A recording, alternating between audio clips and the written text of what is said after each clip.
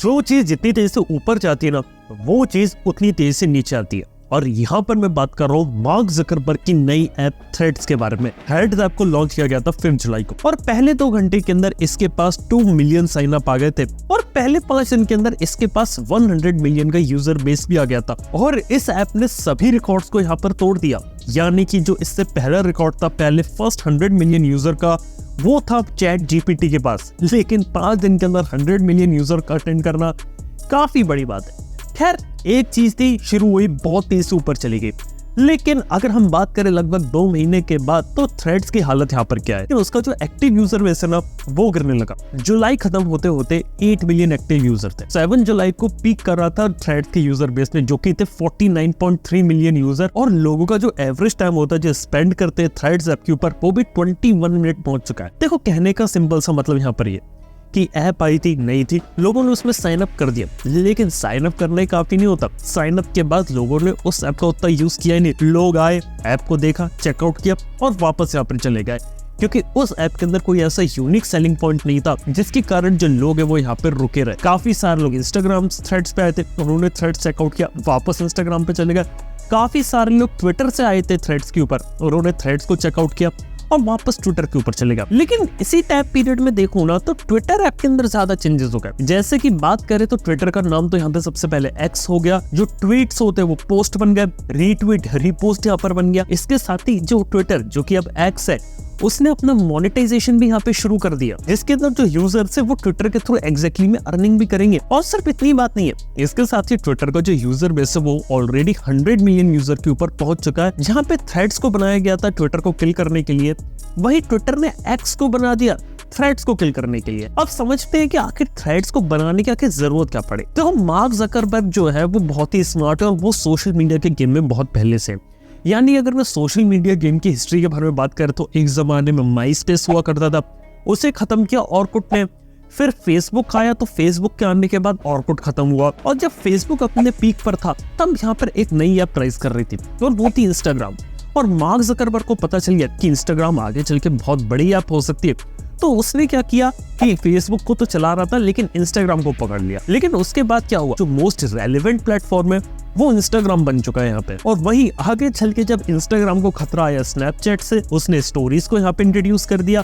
और आगे चल के जब टिकटॉक से खतरा आया इंस्टाग्राम को, तो इंस्टाग्राम अपनी रील्स यहाँ पर ले आया। यानी कि इंस्टाग्राम एक ऐसा सक्सेसफुल प्रोडक्ट साबित हुआ जो एग्जैक्टली में फेसबुक से ज्यादा यहाँ पे सर्वाइव कर गया और आज के समय में मोस्ट रेलेवेंट सोशल मीडिया है ग्लोबली। लेकिन वही बात करें तो मार्क ज़करबर्ग को पता है कि एक सोशल मीडिया की एक लाइफ होती है, वो उस लाइफ को जीता और उसके बाद खत्म होने लगता है। और ये चीज उसने फेसबुक के साथ देख चुकी है और अब यही चीज होने वाली थी इंस्टाग्राम के साथ, क्योंकि इंस्टाग्राम ऑलरेडी अपने पीक को अचीव कर चुका है। अब इसके आगे की कहानी ये होगी कि इंस्टाग्राम में धीरे धीरे डाउनफॉल आने लगेगा और अपनी रेलेवेंसी यहाँ पर खोने लगेगा। और फिर मार्क ज़करबर्ग की नजर पड़ती है ट्विटर और एलोन मस्क के ऊपर कि कैसे पिछले साल से जो एलोन मस्क थे वो ट्विटर के पीछे यहाँ पर पड़े हुए थे और ट्विटर को एक्वायर करना चाहते थे। देखा जाए तो ट्विटर को जब उन्होंने एक्वायर किया और जब ट्विटर को लेकर प्लान्स रिवील करे तो वो काफी इंटरेस्टिंग लगे होंगे उन्हें, क्योंकि इंस्टाग्राम के अंदर सब चीजें कर सकते हो। आप फोटोज डाल सकते हो, स्टोरी डाल सकते हो, वीडियो डाल सकते हो, रील डाल सकते हो। लेकिन एक चीज में जो कमी है ना, वो होती है टेक्स्ट बेस्ड कंटेंट की। यानी किसी को अपने थॉट शेयर करने, कुछ भी शेयर करना है, एक ऐसी फीड आएगी जिसके अंदर आपको सब कुछ दिखेगा, जो कि बिल्कुल फेसबुक जैसा होगा लेकिन मॉडर्न अप्रोच के साथ होगा। और यही चीज ट्विटर यहाँ पर लेकर आया था। और ये जो कमी इंस्टाग्राम के अंदर थी ना, यही कमी दूर करने के लिए उसने थ्रेड्स बनाया। और उसने थ्रेड्स की टाइमिंग भी ऐसी रखी थी जब यहाँ पे ट्विटर का यूजर बेस भी गिर रहा था और एडवर्टाइजर भी पीछे से पैसा खींच रहे थे। और उस समय जब थ्रेड्स लॉन्च हुआ था तो इसे कहा गया था कि ये एक्स का किलर होगा। लेकिन मुझे पता था कि शुरुआत में सिर्फ हाइप है, कुछ महीने रुक जाओ, उसके बाद इसकी रियलिटी सामने आ जाएगी। मतलब की बात करूँ तो थ्रेड्स का सिर्फ यूआई अच्छा है, लेकिन उसके पास अभी तक अपना वेब वर्जन भी नहीं है और प्रॉमिस किया कि वेब वर्जन यहाँ पर आएगा। उसके कंपैरिजन में अगर मैं ट्विटर पे बात करूँ तो एक्स एक ऐसी ऐप बन चुकी है आज के समय में जिसके अंदर रोजाना कुछ ना कुछ नए फीचर्स आते रहते हैं। जब से एलोन मस्क ने ट्विटर को एक्वायर किया है तब से लेके अभी तक उस ऐप के अंदर 70 से ज्यादा फीचर्स को इंटीग्रेट किया जा चुका है। कई बार तो कुछ चीजें ऐसी रहती है कि एक दिन के लिए आती है फिर चली जाती है। तो सबसे पहली चीज जो एक्स ने यहाँ पर करी थी वो था यार वेरिफिकेशन बैच को भेजना। देखो, इससे पहले किसी भी सोशल मीडिया ने ऐसा नहीं किया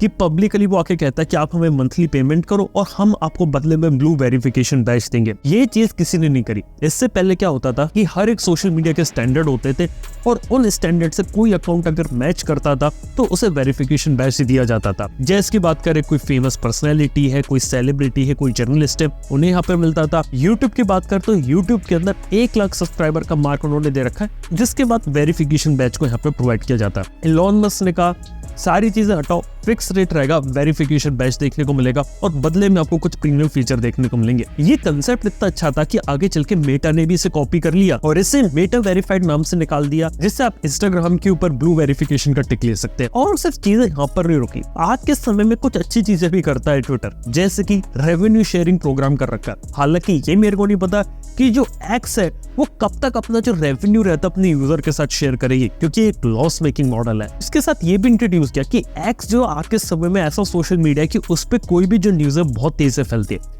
कोई अगर फेक न्यूज है तो वो तो और जल्दी फैलेगी। इस फेक न्यूज वाली प्रॉब्लम को कैसे बस्ट किया जाए, इसीलिए आज के समय में नीचे की तरफ आपको यहाँ पे कम्युनिटी नोट्स देखने को मिल जाते हैं, जिसके अंदर कोई न्यूज अगर फेक है तो उसका रीजन देखने को मिल जाए कि ये फोटो वीडियो न्यूज फेक है और इसके एग्जैक्टली लिंक मिल जाते हैं। खैर ये चीजें काफी अच्छी थी। इसके साथ ही वर्टिकल वीडियो को लाना, इंस्टाग्राम के अंदर जो रील्स रहती है उस टाइप का सेक्शन को इंट्रोड्यूस करना, ट्रेंडिंग को बेटर करना। यानी कहने का मतलब सिंपल सी बात ये कि ट्विटर जो है वो एक्स बना और दिन ब दिन अपने आप को इम्प्रूव करता जा रहा है। वही जो थ्रेड्स है ना, उसके अंदर यूजर बेस तो रुका, लेकिन वो ऐसा लगता है कि जल्दीबाजी में उन्होंने अपना प्रोडक्ट यहाँ पर बस मार्केट में निकाल दिया कि वो बस यहाँ पर रहे, उनके कॉम्पिटिटर है।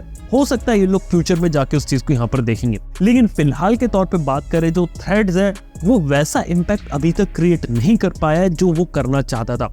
उसके बदले में एक्स अभी भी ग्रो कर रहा है और एक्स के पीछे तो एलोन मस्क का प्लान ये भी है कि उसे यहाँ पर एक सुपर ऐप यहाँ पे बनाना है, यानी कि एक ऐसी ऐप जिसके अंदर सारे काम आप कर ले। मतलब अगर किसी को अर्निंग करनी है वहां से तो ट्विटर मोनेटाइजेशन लेकर आ चुका है, किसी को कम्युनिटी बिल्ड करनी है वो कर सकता है, किसी को लाइव स्ट्रीमिंग करनी है वो कर सकता है, किसी को वीडियोस पोस्ट करनी है, फोटोज पोस्ट करनी है, यहाँ तक कि इनक्रिप्टेड मैसेजेस भी है, वीडियो कॉल, वॉइस कॉल के फीचर्स भी आपको देखने को मिलेंगे और वो सारी चीजें देखने को मिलेंगी जिसके लिए आप किसी दूसरी ऐप पे जाते हो। यहाँ तक कि सुना है कि आगे चल के अपना खुद का पेमेंट सिस्टम भी ये लोग इंट्रोड्यूस कर सकते हैं, यानी कि एक ऐसी ऐप जहाँ पे आप सभी ऐप के काम कर लो।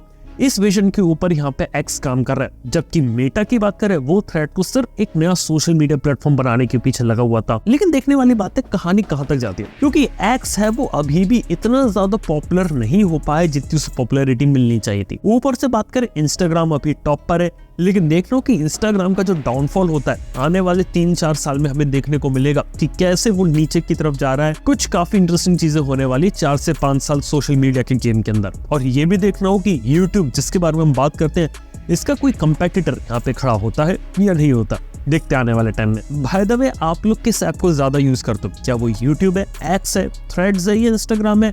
ये बात नीचे कमेंट बताना भूलना। थैंक यू आपका वीडियो देखने के लिए। मैं आपसे मिलता हूँ नेक्स्ट वन के अंदर। Good bye.